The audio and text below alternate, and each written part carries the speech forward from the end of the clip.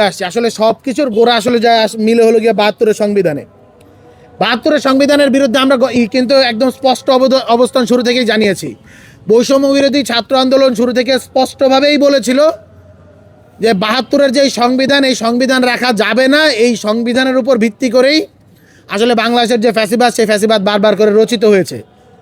কিন্তু আমরা দেখতে পেয়েছি কি, সাংবিধানিক ধারাবাহিকতার দোহাই দিয়ে কিছু রাজনৈতিক দলের অদূরদর্শিতা, গোঁড়ামি এবং হীন চক্রান্তের ফলে বারবার এই ভুল, বারবার এই ধরনের সমস্যা আমাদের কাছে আসলে আমাদের সামনে উদয় হচ্ছে।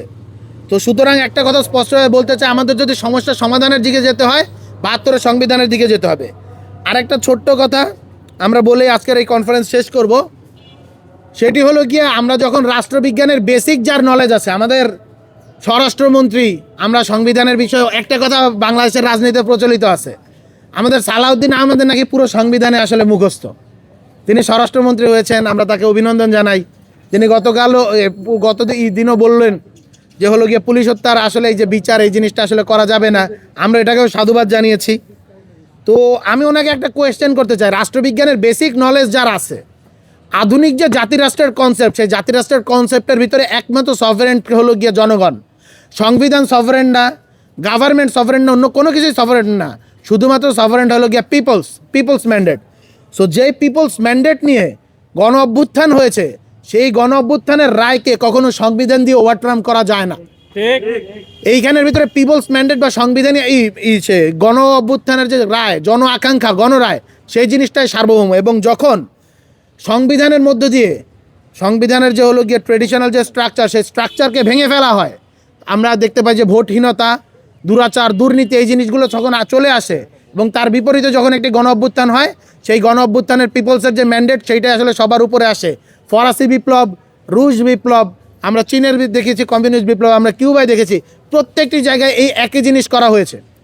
সুতরাং এবং এর মধ্যে দিয়ে গণ অভ্যুত্থান ইটসেলফ একটা সোশ্যাল কন্ট্রাক্ট তৈরি করে, জনগণ এবং হলো গিয়ে গভর্নমেন্ট, এর মধ্যে দিয়ে একটা সোশ্যাল কন্ট্রাক্ট তৈরি হয়। জনগণ তাদের আকাঙ্ক্ষাকে গভর্নমেন্টের হাতে ন্যস্ত করে দেয়।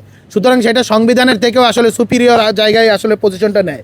যারা এই বেসিক জিনিসগুলো রাষ্ট্রবিজ্ঞানের বোঝে না, জিনিসটা নাই যে পিপলসই শুধুমাত্র সার্বভৌম, সংবিধান সার্বভৌম না, তাদের আসলে বাংলাদেশের রাষ্ট্র ক্ষমতায় থাকার দরকার নাই, বা পৃথিবীর কোনো জায়গায় তাদের থাকার দরকার নাই। জাতি রাষ্ট্রের কনসেপ্টের মধ্যে যারা নাই, আপনারা ইউরোপিয়ান কান্ট্রিগুলোতে দেখেন না, আপনারা সিভিলাইজ কান্ট্রিগুলো যাদের থেকে জাতিরাষ্ট্র জন্ম নিছে, তাদের ওই হিস্ট্রিগুলো দেখেন না। রুশ বিপ্লব, ফরাসি বিপ্লব থেকে তো এই জিনিসগুলো শুরু। ফরাসি বিপ্লবের হিস্ট্রি আপনারা ঘাইটা দেখেন। নতুন নতুন যারা এই জিনিসটা করে, আমরা বলি তারা সাধু শয়তান, তারা যে বোঝে না এমন না, প্রত্যেকে এই জিনিসগুলো বোঝে। যতটুকু নিজেদের স্বার্থের দিকে যায় তারা ততটুকু বোঝে, যতটুকু নিজেদের স্বার্থে যায় না তারা সেই জিনিসটা বুঝে না বোঝার ভং ধরে, এমনভাবে ভং ধরে যেন কিচ্ছু তারা বোঝে না। দুগ্ধপোষ্য শিশু, এই দুগ্ধপোষ্য শিশুদেরকে আমরা বলতে চাই, এগুলা বাদ দেন, ভালো হন। জুলাইয়ের সাথে আমরা কোনো প্রকার আমরা আপোষ করতে দিব না, আমরা আপোষ করতে দিতে চাচ্ছি না। আমরা একটা কথা ঘোষণা দিচ্ছি, সনদের যে রায় এবং জনগণের যে হয়েছে, জনগণ যে রায় দিয়েছে গণভোটের মধ্যে দিয়ে, সেটি অবিলম্বে বাস্তবায়ন করুন। বাংলাদেশকে আমরা আর ফ্যাসিবাদের দিকে ঠেলে দিতে দেব না। কেউ যদি ফ্যাসিবাদের দিকে ঠেলে দিতে চায়, আমরা সেই জিনিসটা প্রতিরোধ করব। আর একটা ছোট্ট জিনিস বলে আমরা আপনাদেরকে হলো গিয়ে আজকের এই প্রেস কনফারেন্স শেষ করে দিচ্ছি। সেটি হলো গিয়ে, আমাদের স্বরাষ্ট্রমন্ত্রী সাহেব বলেছেন বাংলাদেশ থেকে আসলে নাকি মবতন্ত্র খতম করে দেওয়া হয়েছে, কিন্তু আমরা দেখতে পাই প্রত্যেক দিন একাধিক শিশুকে ধর্ষণ করা হচ্ছে, কিন্তু তারা বিচার পাচ্ছে না। আমরা দেখতে পাচ্ছি প্রত্যেক দিন রাষ্ট্রীয় মদদে, রাজনৈতিক দলগুলো, ক্ষমতাসীন দলগুলোর মদদে প্রত্যেক দিনই কোথাও না কোথাও হামলা হয়েছে এবং চাঁদাবাজি অসংখ্য লেভেলে বেড়ে গেছে। চট্টগ্রামে আমরা দেখতে পেয়েছি অটোমেটিক রাইফেল নিয়ে চাঁদা না দিয়ে 1 কোটি টাকা চাঁদা চাওয়া হয়েছিল, চাঁদা না দিয়ে অটোমেটিক রাইফেল নিয়ে ব্যবসায়ীকে আসলে তো ব্যবসায়ীর বাড়িতে দিকে তাড়া করা হয়েছে। এই যদি হয় মবতন্ত্রকে পার করে এখন যদি আপনারা আসলে সন্ত্রাসী তন্ত্র দেশে কায়েম করতে চাচ্ছেন কিনা, এইটা প্রশ্ন। না হলে অবিলম্বে এই জিনিসগুলো সরান। বাংলাদেশের প্রধানমন্ত্রী তারেক রহমান হেঁটে যাচ্ছেন, হেঁটে তারেক রহমান অমুক জায়গা যাচ্ছেন, হেঁটে এইটা করতেছেন, নিজের পায়ে দিয়ে হেঁটে গেলেন, হাত নাড়ালেন তারেক রহমান, গাড়ির গ্লাস খুলে জনগণকে হাত নাড়ালেন তারেক রহমান। এই নিউজ যত বেশি হয়, একটা শিশু যখন ধর্ষণ হয় সেই জিনিসের নিউজ হয় না। আমরা দেখতে পেয়েছি আর শিশুকে ধর্ষণ করার পরে লাশ হাতের জেলে ফেলে রাখা হয়েছিল, থানায় গিয়ে জনগণ যখন আন্দোলন করেছে তখন মামলা নেওয়া হয়েছে, এর আগে মামলা নেওয়া হয় নাই। এই হলো দেশের বর্তমান অবস্থা। সুতরাং দেশ এবং রাষ্ট্রে আমরা আরও একটা জিনিস দেখতে পেয়েছি, বর্তমানে আসলে ইকোনমির অবস্থা খুবই খারাপ, বিশ্বের ভিতরে যুদ্ধ চলছে। সেই অবস্থায় আমরা নিয়োগ দেখতে দিলাম কি, বাংলাদেশ ব্যাংকের গভর্নর নিয়োগ দেওয়া হয়েছিল একজন সোয়েটার ব্যবসায়ীকে।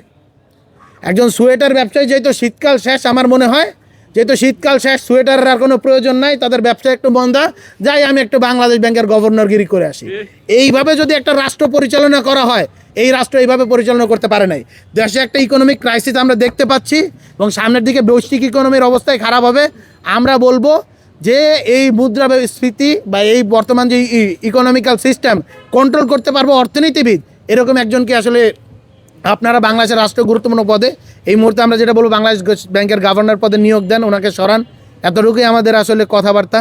অনেক কথা আজকে বললাম, ভুল হলে ক্ষমা করে দিয়েন। That's it. আসসালামু আলাইকুম।